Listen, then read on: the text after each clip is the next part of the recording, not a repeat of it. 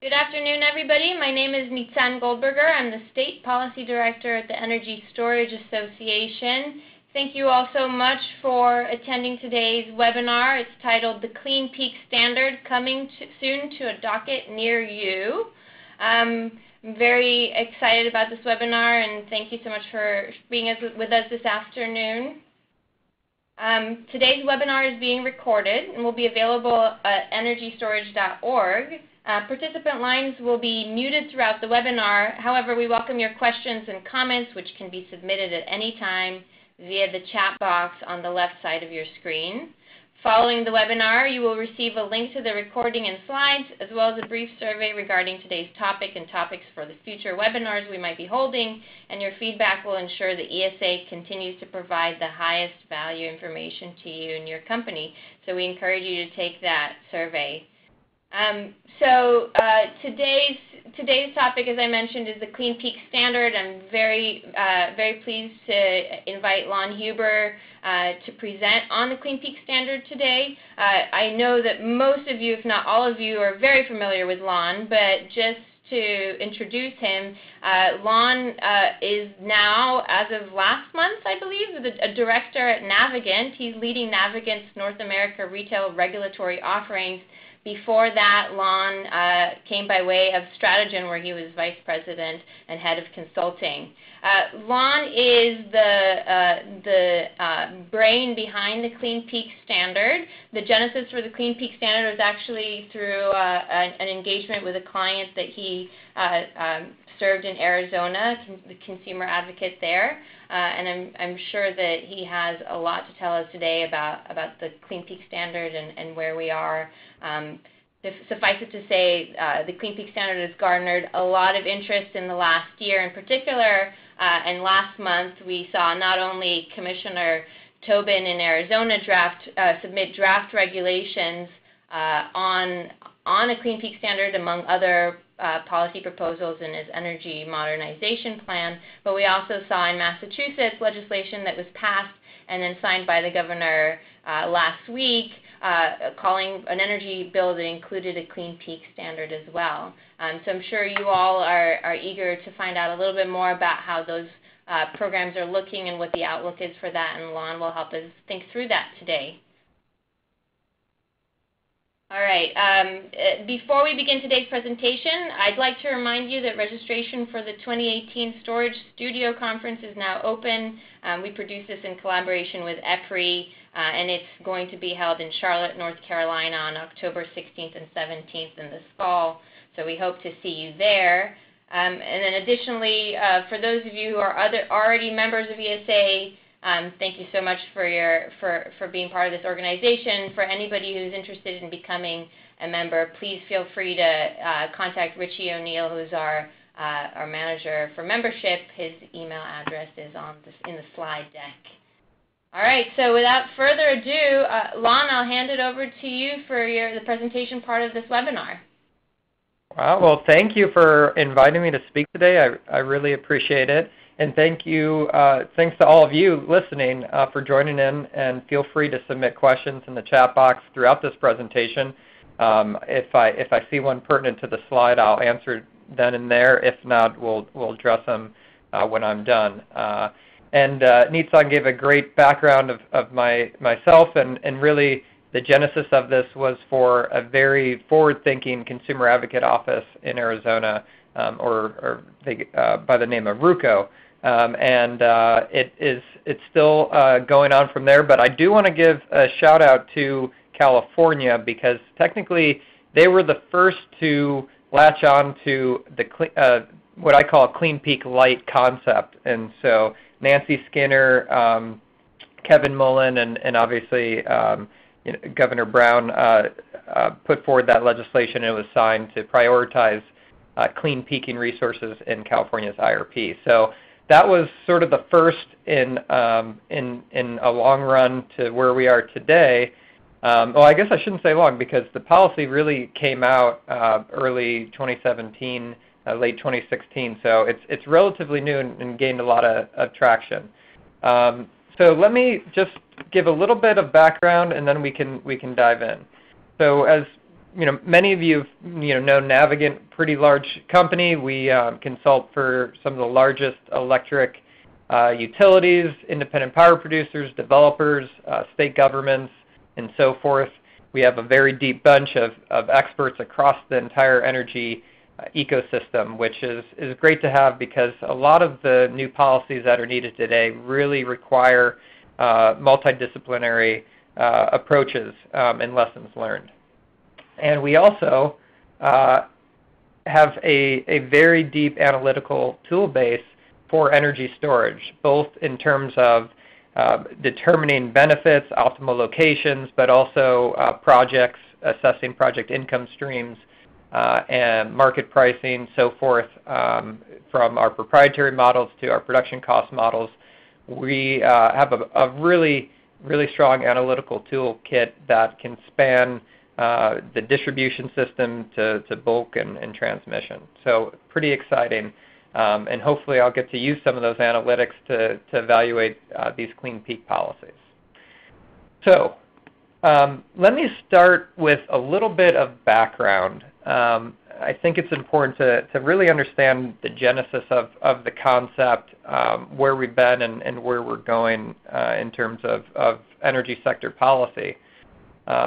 We all know and love the Renewable Portfolio Standard. It's basically 35 years old at this point, so it's a full-grown millennial. And most of the states, though, passed RPSs between 2000 and 2010, with increases since then to certain states.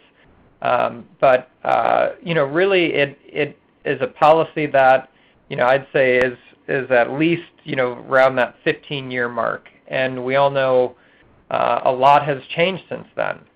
And just thinking about what the price of solar was in 2005, right, or wind energy for that matter, and not even thinking about battery storage, which was much more expensive, sort of off the charts expensive back then. And then the other thing is back 2005, as you can see from this graph, energy prices were actually much different than today. Natural gas prices were much higher. And we now have that steep decline, and most forecasts say it's going to be relatively low or stable for the foreseeable future. And so, this is just basically saying that things have changed a lot, both on the technology side and market dynamic side of things. And now with the current environment with policy in certain states, there's been a push for higher and higher RPSs. But we should recognize that there are some diminishing returns in terms of environmental benefits that you get from ever-increasing RPSs. And a lot of times it's the structure of the RPS which encourages the lowest price renewable energy credit. Which leads some states to really dive into one or two core renewable energy resources. And the more you do of those resources, basically the more mimicking type of output that you get. And you start to get renewable energy that can cannibalize other renewable energy, for instance. So you start to see a diminishing environmental returns.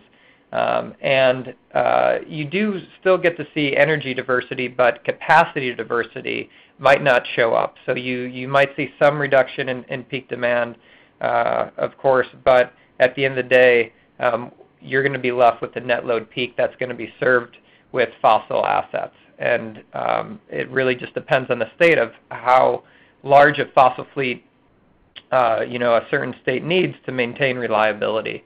But in essence, the RPS is really focused on total energy output and energy diversity. So, an analogy I like to use is think of rooftop solar on flat rates. Your incentive with flat rates as an adopter is to maximize production, right? Because you want to there's no real price signal to do otherwise or to shift. Finally, you're with the standard sort of lowest cost REC, you're not taking advantage of some of the latest technological advances out in the industry that we're seeing.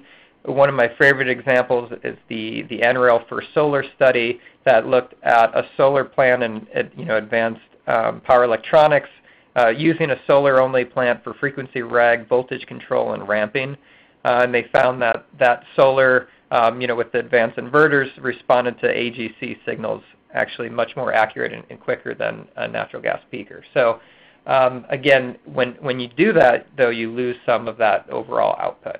And then finally, we have some pretty amazing economic advances and technology cost advances with renewables plus storage, whether that's wind or solar. We've seen from Nevada to Colorado and Arizona some very low pricing for some dispatchable renewable energy plants.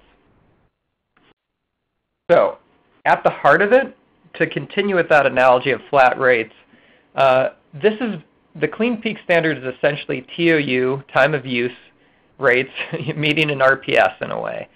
So instead of that flat rate that just encourages maximized output, this sends a signal to prioritize certain times of the day. And so where a traditional RPS might be a percentage of retail sales by X date, a Clean Peak Standard is more akin to X percentage of peak hours must be met by eligible clean resources by X date.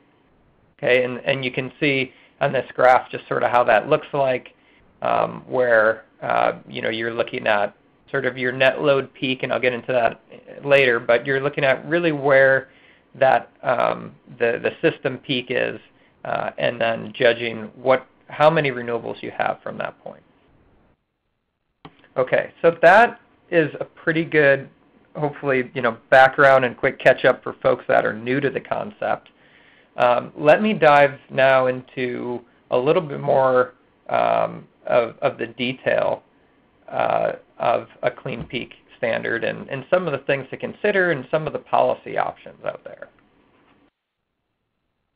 So the first topic I'd like to cover is just setting that target. And really, I see two core pathways that I call the baseline method and the future target method. And the baseline method is basically understanding where your jurisdiction or state is at today in terms of renewable energy, at a defined peak window, and then just having a standard increase to it each year.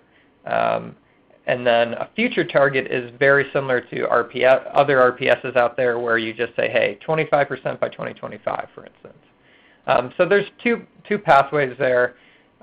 Ideally, the target, though, should be set to really where your capacity need is, and also possibly where your renewable capacity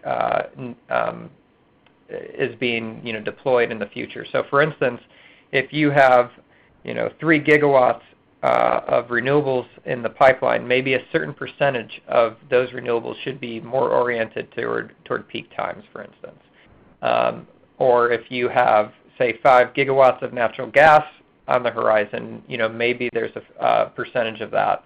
So ideally, the target should be linked to what the system needs, or at least some type of diversity in resource procurement. And then another key aspect, and again, think of TOU rates. What's your peak time in a TOU rate? Very similar here. What's the peak window of the Clean Peak Standard?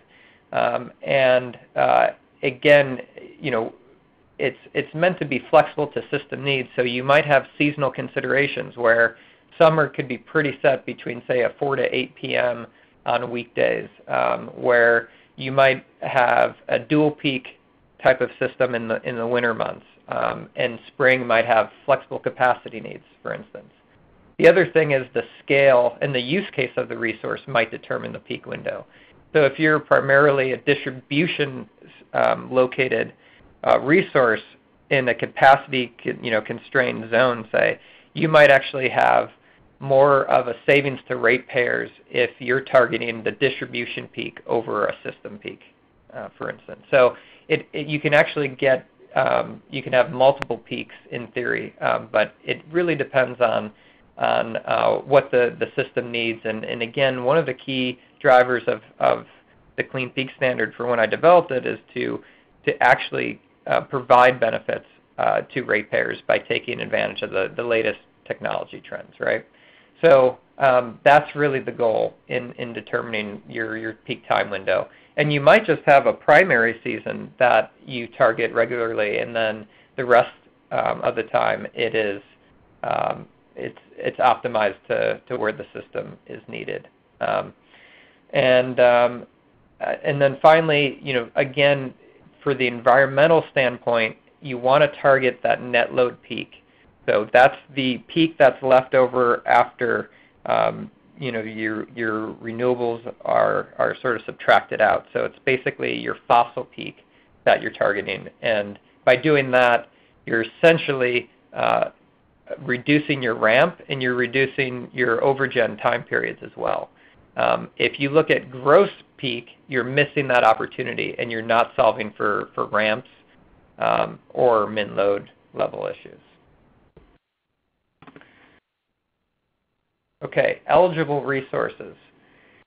So I like to start by just saying it's really up to your state or jurisdiction's definition of what resources count towards their RPS. Now there's a few variations to that. In Arizona, they're looking to include nuclear energy as clean energy, zero emitting carbon, of course. Massachusetts is looking at demand response, and and there's a question here on energy efficiency. Energy efficiency can essentially count, but in an indirect way, where it's reducing the total amount of load at that time. And so for energy efficiency programs, you can conceivably think of it as a benefit when you do your cost-benefit test. But it's not envisioned that it would necessarily be receiving certificates, but it would be compensated in another way through the screening, but through its indirect benefits. And then standalone storage, and this is an important one to think about, and it gets a little bit tricky just in terms of when and where that storage is going in. So let me just talk you through it a little bit here. If the storage is being added to an existing resource, you really want to focus in on that time period of charging, because you're not necessarily reducing, say, carbon emissions. And again, it depends on how dirty your peak is, because you could have an incremental savings if you shift the renewable energies from, say, midday to peak. But that requires some study. But at the end of the day, if you have an existing renewable asset that is already offsetting carbon, and you just add storage, it might not be as compelling of an environmental, from an environmental savings standpoint. The other thing you can do is you can look at a standalone resource, say that's not connected to a renewable facility. So so I'm talking about a retrofit in the first case now to just standalone, and that I envision to work in a Clean Peak Standard definitely. But the key there again is, when is it charging? What are the marginal emissions, and how detailed does the state want to go in calculating those? So maybe there's a discount depending on the blend for when that storage is charged, right? Now, what is in a different set of classification here is standalone storage that is actually linked to new incremental renewable energy facilities. So that is a new, there's some tie between the storage and the new renewable installation, and there can be what I call virtual pairing through timed rec exchange, so that you can leverage, if it makes sense, the best of both worlds, where you could have a large renewable energy plant out where, say, land is abundant, but then have storage within a load pocket where it's highly valuable, and you can link those two up through that rec exchange to make it a full Clean Peak resource. So hopefully that's understandable. We can take more questions on that later, but the key point is thinking through, is it an incremental renewable add, or is it an existing renewable? And then where is that storage located? A few additional considerations You've got load pocket potential carve-outs if you've got a transmission constrained zone or local capacity reliability must-run needs. Cost caps. This is important to make sure that the procurements are in line with a least cost portfolio, and having some type of benchmark so that a state can see, or a utility can see in the procurement, or whatever the procurement entity is, that ratepayers are getting a good deal for these resources. And then there's more of a thinking around, well, how do like electric vehicles and things like that play into this?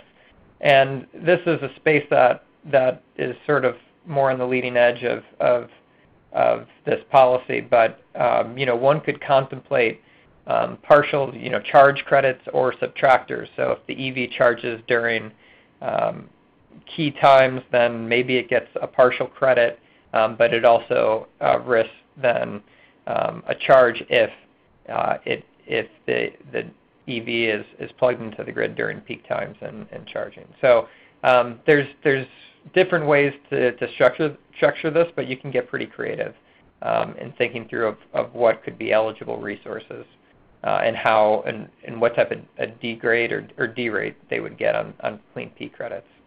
And then finally, unlike an RPS where you just, to expand the policy, you just have to go up another percentage, so from say a 30% to 50%.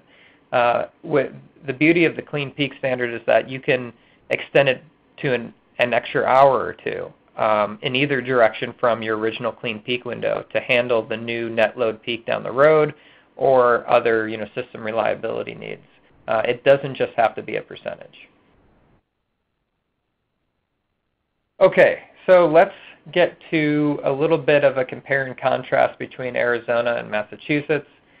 Both states are in very early stages, so there isn't too much detail other than what you see in legislation or in proposed rules in Arizona's case that are going to be going through a long stakeholder process, which I'm excited to announce that Arizona just voted to take all of this into an informal rulemaking in order to get the rules right before they start the official process, where there's a lot of limitations on modifying the rules. So I would say one of the biggest differences here between Arizona and Massachusetts is that Arizona's Clean Peak Standard really drives the renewable build-out.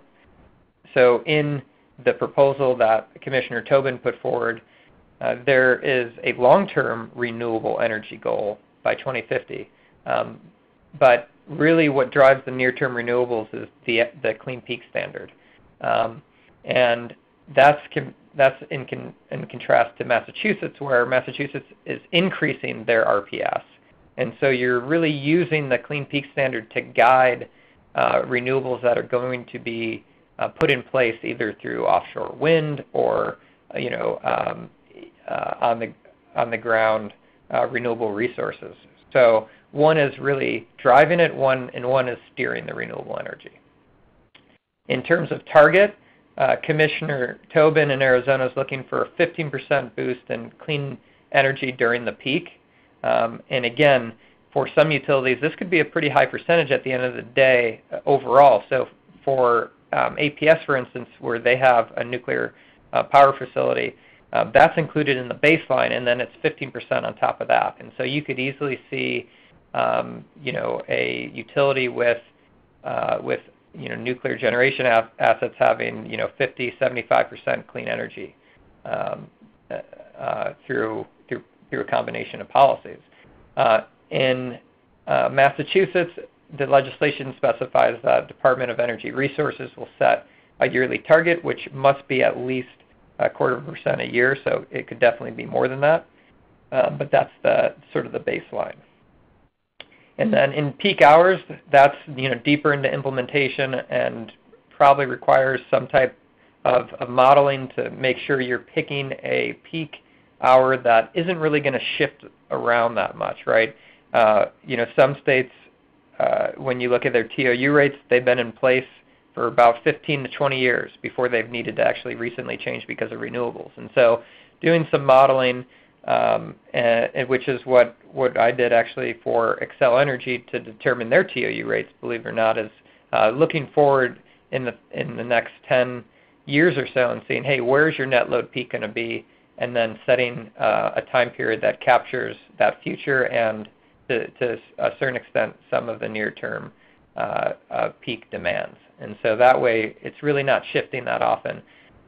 And you can define exactly how many hours you need to have to ensure that you don't have to build additional, say, fossil assets to meet the peak. So, in some cases, the peak hour might be shared very closely with surrounding hours. So maybe, your peak hour is 100 megawatts, and then your third hour furthest from that is 99.8 megawatts, right? So each state sort of has to look at where their peak window is and how close all those hours are to peak, to determine how many hours should be in that window. In Massachusetts, it's defined as more than one, but not anything more than 4. So they've sort of had it there between 1 and 4.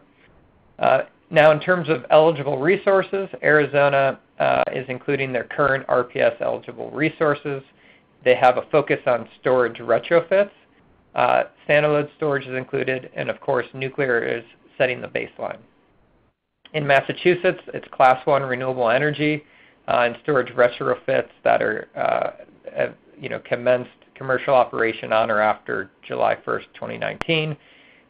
Demand response is included. Standalone storage is included as long as it operates primarily to store and discharge renewable energy. So I'm sure there's going to be a lot of stakeholder comments that are solicited on all these key issues, but especially that last one of the definition of primarily to store and discharge, it will be an interesting one. And also Massachusetts has some intricacies in what's included in Class 1 and how it could play with storage retrofits that need to be worked out. So it's going to be a lot of fun stakeholder sessions and comments, but DOER, from my experience, can certainly handle that, and they're more than capable of coming up with a great policy. So I wanted to really just end there because I wanted this to be more interactive with questions instead of me speaking to a muted audience. You'll still be muted, but I can at least see your questions. And hopefully that was a good primer and got the ideas flowing for some implementation considerations. Thanks, Lon. I think I'll take the prerogative of the chair or moderator and tee off the conversation with you with a few questions, and that way we can give folks some time to submit comments, and we can take a look at the comments and make sure we answer everybody's comments. So I wanted to start off the conversation just thinking, I know there's a lot of interest in the Clean Peak Standard. We've got 2 different models that are being advanced in Arizona and Massachusetts. And I wonder if you can chat with us a little bit about levels of complexity, particularly around marginal emissions accounting and how you set up a Clean Peak Standard in a way that is robust and gets at what you want.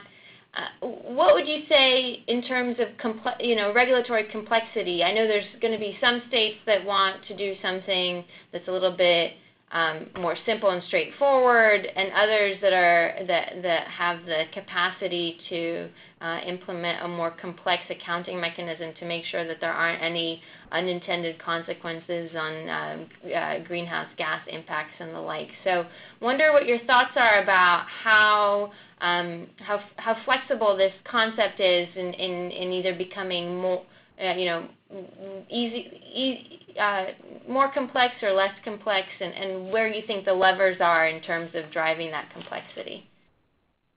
Right. Yeah, that's a great question. So really the overall Clean Peak concept, and so I'm going to differentiate between Clean Peak concept and Clean Peak Standard, right? But the Clean Peak Standard is pretty simple, right? Just have more clean resources when the system needs it, okay? And so from that standpoint, you can have a variety of very simple, straightforward policy options without necessarily getting into the full Clean Peak standard. So you could have just a percentage of new capacity coming from clean resources, or you can have an adder to the RPS for RPS resources that have like a time of delivery component, for instance, right? And so those could be relatively simple. NYSERDA is looking at a whole range of concepts right now in their storage roadmap that they're calling Clean Peak ideas, and so it can be relatively simple. In terms of the Clean Peak standard, though, again, it can run that gamut of very complex to pretty straightforward, very similar to a standard RPS. And so, in terms of your point about marginal emissions, maybe you don't go strictly by sub-hourly metering, right? Maybe you just take an average of hours, or seasonal considerations, right, for that charge time. So I'd always recommend to start simple first, especially for a new policy. And then the other thing, you can get really complex, and I'm switching to this slide about that where I'm looking at clean peak certificates versus clean capacity credits, where you can actually set it up for your primary peak season to ensure that every hour is covered by these clean resources. So to illustrate, you could have a solar resource that really produces strongly in the first 2 hours, but then falls off dramatically in the next 2, right? If you're really serious about claiming that capacity credit, maybe there's a consistent level of output that you have to have over that peak window. Now that's getting much more advanced, but in general, I wanted to show that to just really highlight the different flavors and levels of complexity. And the beauty of this concept is it can be very, very simple, and it can be actually pretty complex to really drill down into system need. Thanks, Lon. Piggybacking on that, I think one of the subjects that's near and dear for our members, obviously, is the eligibility as standalone storage. And you highlighted in your presentation a number of ways that the program could facilitate standalone storage, and you articulated very eloquently the reason why it's important and why this notion that there should be a preference to co-located resources is not the right way to go. What are your thoughts in terms of the complexity there? Do we advocate for all the options? How do we think about the complexity when we're talking about standalone storage? Yeah. And then go ahead. Sorry, I was just reading through the questions and noticed that there was a question that somewhat aligns with that as well. Yeah. I mean, I think so. I'm a fan of all the above, and there's other benefits to environmental benefits to peak demand reduction than just greenhouse gas emissions, right? And so if you have, say, peakers in a heavily populated area, you're not only, and say you reduce their dispatch, you're not only reducing some carbon, but you're reducing local criteria, pollutants, particulate matter, and so forth, right? And then you also have locational adders that can be important there too. And so the goal here is to make sure that the storage earns that title clean under a Clean Peak standard, but has the flexibility to be a solo resource where there's the most value in the grid. And you know what? It might be just co-located with a renewable energy facility where you have the economies of scale, the shared interconnect inverter, and so forth. But in other cases, it might make sense to separate out the two and have and maximize the value of the two different resources. But the key here is that you've got mechanisms within a Clean Peak standard that can cover each of those, all those different scenarios, but in a way that's fair, and you're earning that clean label. Excellent, thank you. Okay, we've got 25 minutes left. I'll be democratic and go through the questions in the order that they were submitted. So the first question talks about how much do we know about what the value of the Clean Peak Standard concept is in terms of energy storage, and specifically, do we have a sense of what kind of clean capacity credit value would be coming in, and what would be penalties for non-compliance? Any thoughts on that, Lon? Yeah, that's a really good question, and it depends on the state. So in Arizona, the current draft basically says the utility has to file a plan to get in compliance, where in Massachusetts it's more akin to possibly like an ACP, alternative compliance payment structure. And so that's going to be, I think, a strong topic for debate on, hey, what is that alternative compliance payment? What is that extra incremental value to ratepayers for that on-peak clean performance? And so I'm working on an analytical framework that's not ready for this call, but and I'm sure others are thinking through this, but it's right now it's to be determined on the ACP front. I think some states may go toward just a type of auction process where you're just bidding with other, say, developers. Think of it as it could be like a procurement bonus to renewable energy resources like NYSERDA has in New York. It could be like a SMART style program in Mass where you're sort of competing against other developers and the auction rate is a bit higher. They recognize the fact that it's dispatchable. And there isn't necessarily, it's a sort of an at-cost type of auction rather than a value paid type of structure. Great. And Lon, that actually tees up nicely with one of the other questions, which is just how are the payments going to work? Contracted long-term cash flow or pay for performance? How do we see these contracts, and what's important in terms of? I'm taking the liberty of the chair to add just that.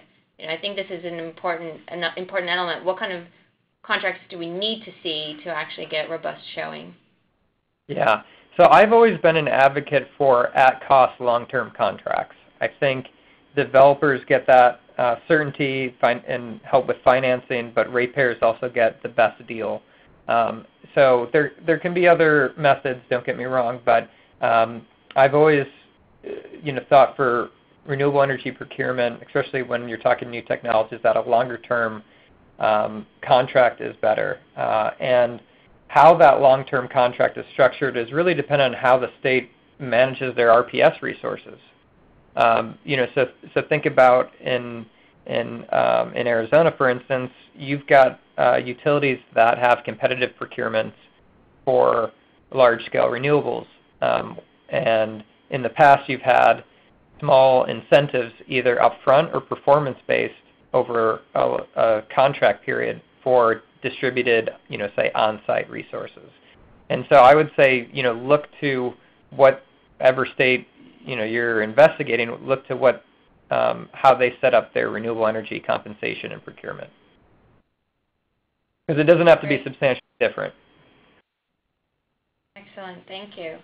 So the next question is it seems like some of our webinar attendees want to know a little bit more about the virtual pairing concept. I know it's been talked about a little bit, particularly in some of the versions of the Massachusetts legislation, and you mentioned it in your presentation. Any good resources out there on virtual pairing, or any few thoughts on a little bit more on the virtual pairing part? Sure, and it's probably in my court to write about this more, but essentially, and this gets to the new metering requirements. So, for an RPS, a state or reporting entity might have just had to send the meter reads, after each month maybe, and it's sort of aggregate where you really need a hourly meter, production meter on your assets to know exactly when they're charging or discharging or producing, right? And so this virtual pairing concept would essentially say, all right, I've got a renewable, say a solar facility out in the desert, and a battery that's located in the Phoenix load pocket, say, right? And you would essentially match up the production of that renewable facility with the charge of that storage. And you would essentially look at the production meters and the charge and the meters around the storage to make sure that those two are aligned and that indeed that storage is charging when that renewable energy facility has output. Got it. I'm coming back to the question of contracts because there was a follow-up question. So we're talking about long-term.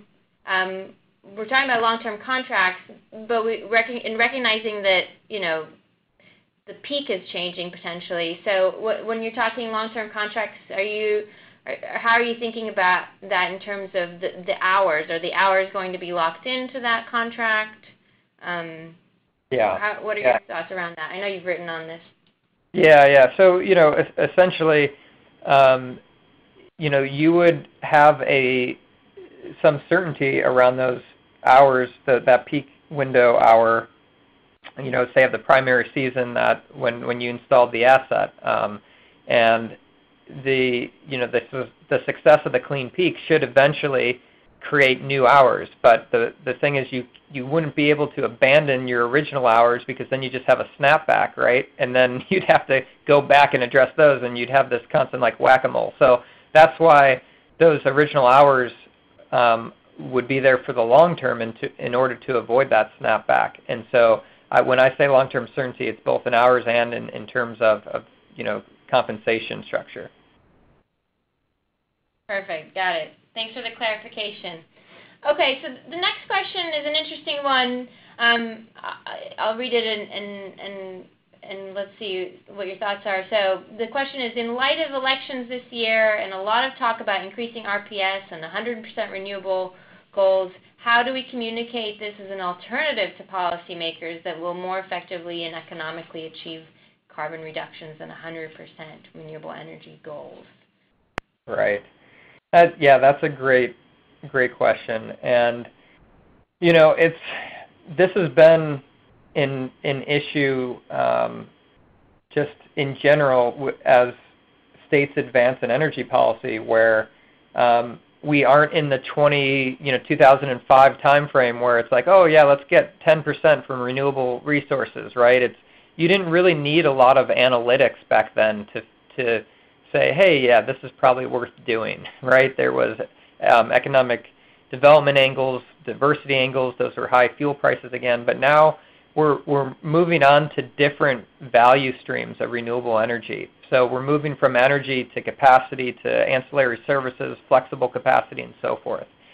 And the issue is that as you move up this maturity scale, things get much more complex, right? And as you increase adoption of your traditional renewables, things get more complex. And so modeling is needed, in my opinion. And it's not advanced modeling by any means. It's not like a $500,000 study, but production cost model runs, capacity expansion models, and so forth are needed just to gauge and say, okay, here's the diminishing returns you're getting from status quo, and here's the incremental benefits that you get by targeting your clean resources towards these peak times of the year. And so, unfortunately, there's not an easy way to do this without some type of modeling.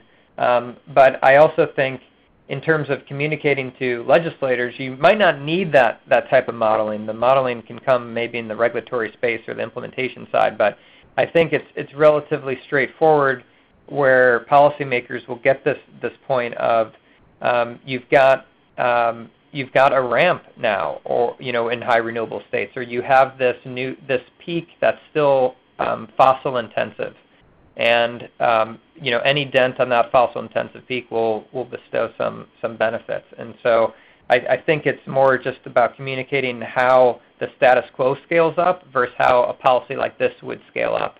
And I gave some charts in a presentation in Arizona that basically showed that if you do a 15% clean peak standard, you're saving your baseload plants in essence because you're increasing your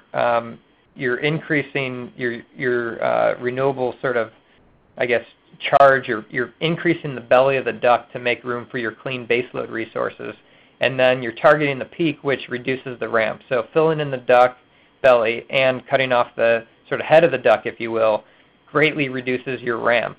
And so those are simple illustrations to policymakers without the need for system modeling. And Lon, I'm going to reiterate and echo what you just said, because I think that this is really important as folks are looking out to 2019. It sounds like you're saying, well, first, you want to make sure that the clean peak policy that you're putting forward is aligned with your system needs, that it requires fairly straightforward modeling. And so I'm going to take that thought process a little bit further and say it wouldn't be terrible to advance policies that call for that kind of modeling as a starting point for a conversation on clean peak standards. Yeah, that's a really good point. And you've seen that in states, and it's partly ESA's efforts and other stakeholders where you see legislation that essentially says, hey, we're interested to know what's cost effective out there, what could be the highest value to ratepayers. So please study it. Here's a little bit of money, hopefully. And come back to us in a year. Or if you find a lot of savings, go ahead and make some rules around it. And so that's certainly an approach that can be taken on the legislative side. And then to your point, you don't really need the modeling to create that legislation. The modeling is enabled by the legislation. Perfect. All right. So the next question is in line with that 2019 conversation, which is, do you know of any states who are looking at the clean peak standards, and then any major differences from Arizona and Massachusetts, although I think your last slide does a good job of giving an overview of that. Any thoughts on states in 2019? Yeah, well, I mean, you might know that the answer to that better than me, actually, because I'm not in the advocacy world, really. So, I'm more just as I try to serve as a resource for folks on this.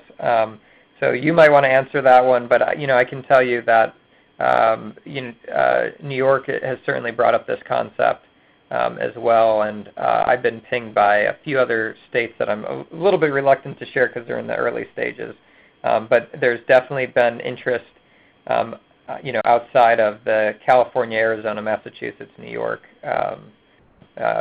sort of geography there. Yeah, thanks. Yeah, I don't have anything to add other than to say, it certainly seems that this has captured the interest of folks as a very innovative way of realizing system benefits. Energy storage is certainly part of that. I think we're going to see a lot of policy on storage across the states next year. Definitely, folks are thinking about this as one mechanism to capture some of those benefits. Yeah. So that actually, go ahead. Sorry. I was just going to say, and the thing is, at least for Western states, people are armed with some of the latest pricing coming out of those all-source procurements. And APS procured with First Solar one of the first peaking clean, like really clean peak power plants in a way. And TEP sort of led the way with the NextEra project. That price was very, very competitive. And in the Colorado case, you're looking at, I believe it's 25% of nameplate carried for 4 hours, in the 3.6 cents a kilowatt hour range. And so, the trade-off to say, hey, let's focus a little bit more on dispatchable renewables really isn't a trade-off anymore because of just how economical it can become, especially when you're incorporating the ITC, common interconnect inverter, and so forth. So it's if you're in those states, it's not necessarily an economic trade-off, and that incremental increase to the cost should be overcome by the additional value that you get from adding some dispatchability or on-peak performance. Great. All right, so we've got 10 minutes left, and we've got 2 questions, so I think that's good timing for us. So there's a question that's come in on New York and whether New York's expressed an interest in this policy. So let me take that question and frame it a little bit different to say that the New York Energy Storage roadmap that was released in June included a number of recommendations for realizing the 1.5 gigawatt energy storage target. One of them is certainly a set of clean peak type policies, and I think they even put clean peak in quotation marks. So I wonder if you have any thoughts on what those recommendations look like and how those recommendations differ from how we're seeing the clean peak concept play out in Arizona and Massachusetts, to the extent you have any thoughts on those recommendations in the roadmap. Yeah, I mean, it's still too early to tell, but I could actually see New York going with more of a buckshot approach, and so it might be more of an adder for when they do large-scale renewable procurements. It could be some locational consideration. So in New York, you've got Zone J capacity issues, and you've got a bunch of really old peakers. I'm talking 40 to 60 years old in pretty populated neighborhoods that they don't really dispatch that often, but when they do, it's on high ozone days. So you've got some local pollution and that you've got to really think about it. So it's not just carbon emissions, but it's the particulate matter and so forth. So I think the governor and NYSERDA, they're looking at an all the above strategy right now, and I wouldn't be surprised if you see these clean peak concepts pop up in a variety of different programs. So you might not have like the official big clean peak standard all-encompassing policy, but you might see a bunch of those other clean peak policies that I mentioned, for different areas in the New York system to address need. Perfect. Thanks, Lon. All right, last question is just feedback from utilities on the clean peak. Are they concerned, supportive? What are thoughts around, what are utilities thinking about in terms of a clean peak standard, and how are those issues ones that we can address and talk about with them? Yeah, well, I mean, for the utilities on the line, I'd like to hear your feedback, but I'm sure people haven't told me to my face if they thought it was a horrible idea. But the general things I've heard, I mean, no one wants to be under a new mandate, is for sure, right? And so, but if it's a comparison to other mandates, then I do hear that there's a preference towards this. And I think the general themes I've heard is flexibility, to give the utility more flexibility with the assets during the non-peak season, essentially. So I've heard that one, and I think that is legitimate, and also just to keep to keep the targets reasonable and make sure they're aligned to what the system needs, which is really how this came about. This was not meant to be a new subsidy program. It was meant really to diversify capacity and provide benefits to ratepayers. And so the foundation of Clean Peak is very much centered around providing ratepayer benefits out there. And then the question is, okay, at what scale and what's the main use case? So in Arizona, it's pretty straightforward because it's vertically integrated. But saying in Massachusetts, you have wholesale market interfaces that you need to think about. You've got distribution level use cases as a load modifier or load reducer, for instance, to think about, and what peak or what dispatch can really accomplish state goals and maximize value. And so it's going to be a conversation going forward, but I think in general that flexibility and using that maximization of ratepayer benefits as the guiding star will help get more and more utilities comfortable with it. Excellent. Thanks, Lon.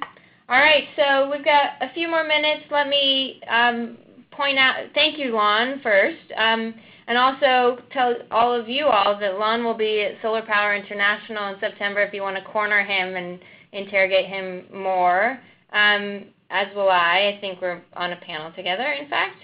I'd also like to invite you next week to a webinar that we're hosting in the Greenhouse Gas series. This one's titled Enabling Energy Storage to Reduce Greenhouse Gas Emissions. It's next Wednesday, August 22nd at 1:30 Eastern Standard Time. And we'll be bringing together industry experts that can address questions about the role of energy storage in environmental and energy policy, specifically focusing on questions about what it means for storage to reflect the emissions profile of the grid. So you got a little bit of a teaser on that today, just talking about standalone storage and marginal emissions counting. So you'll get more of that and then some more next week in our webinar.